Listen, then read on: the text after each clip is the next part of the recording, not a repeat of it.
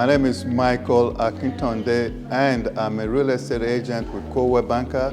Today we will be talking about obstacles to home ownership and how to overcome them. We will also be discussing the different steps necessary for you to take to accomplish owning your own home.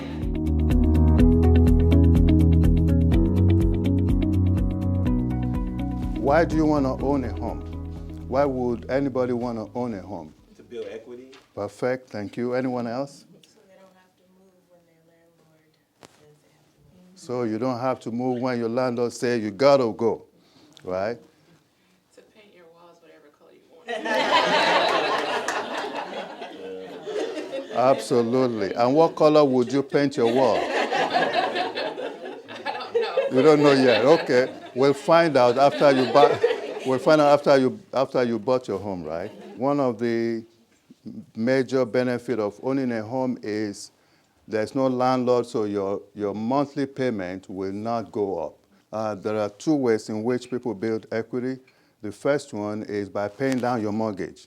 The other way is also through appreciation. Over time, the average home appreciates between 3 and 5% each year. Another benefit is tax savings. When it's time to file your taxes, you take the amount of the interest portion of your mortgage and you deduct it from your income. Let's say the amount of interest for the year is $10,000 and you make $60,000. You take out the $10,000 from your $60,000, which means you make $50,000. And then you also go to your property taxes. Let's say you pay $3,000 in property taxes, you deduct that as well. So now you effectively made $47,000 on which you're going to be taxed. That means you pay less taxes. So you've decided you want to buy a home. What's the next step that you should take? You need a team of professionals to help you accomplish this goal. Who should be on your team? Maikol Akintonde. Maikol Akintonde is another word for a good realtor. There are all kinds of attorneys, right? But you want to choose an attorney that specializes in real estate. You can't buy a house without a loan officer.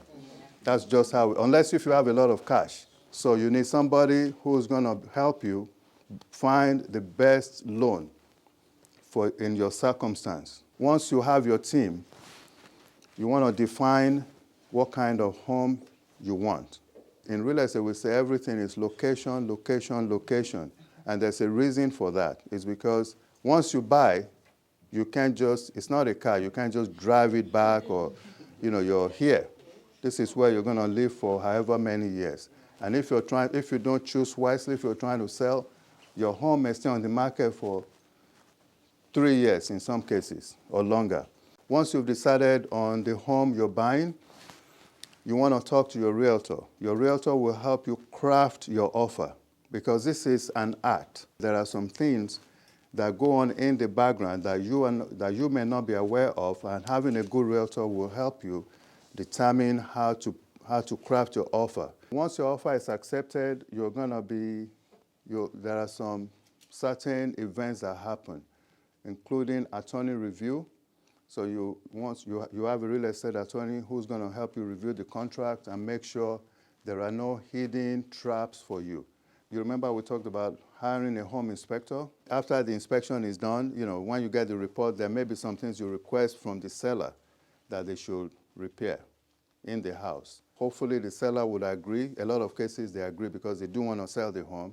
So they agree, they do the repairs, and then you go to what we call the appraisal process. The bank that's giving you the loan will send an appraiser out to make sure that the house you're buying is worth what you're paying for it. When we get through the appraisal process successfully, the appraiser says this house is worth what you're paying for it, then your loan officer will then do the necessary work between, with the appraisal and whatever other paperwork they need from you, and then your loan will be approved.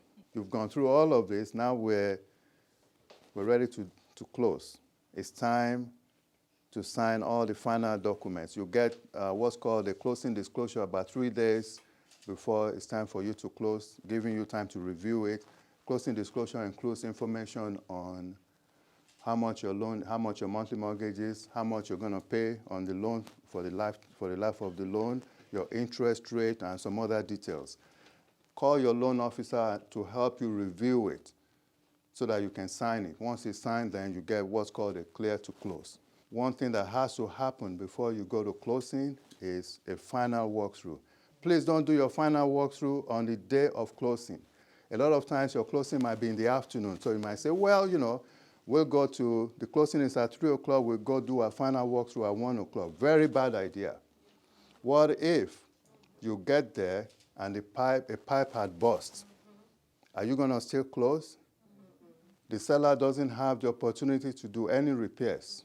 You want to go at least a full day before so that you have the opportunity to observe the house. A refrigerator might be missing.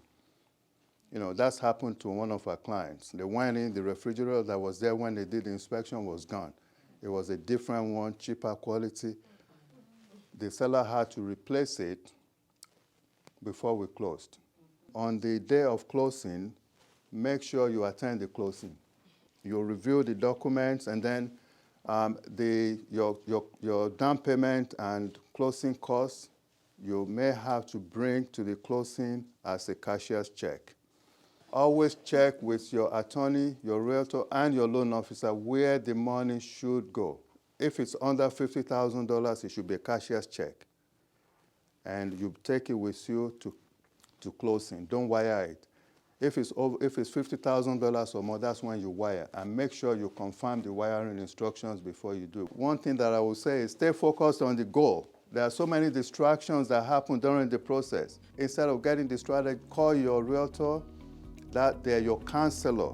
Today's event was phenomenal. Learning more about things to do in regards to saving for home ownership. So that is my biggest takeaway, continuing to build your nest egg. Do not spend your money for your down payment no matter what. So that's my biggest takeaway from today's session. Thank you, University CoWork. You did an awesome job. It just made so much sense that, the way Maikol put everything together in a list and all the different things that you need to look out for, both before, during, and after the process. It was a great presentation by Maikol. He's a fantastic realtor, knows the market, knows how to negotiate, and he provided really great, useful tips that every buyer should know, from the home inspection process to putting the offer in, what to expect all the way through up until closing and even after closing. I've had a great time being with you here today. Your questions were great and participation was excellent.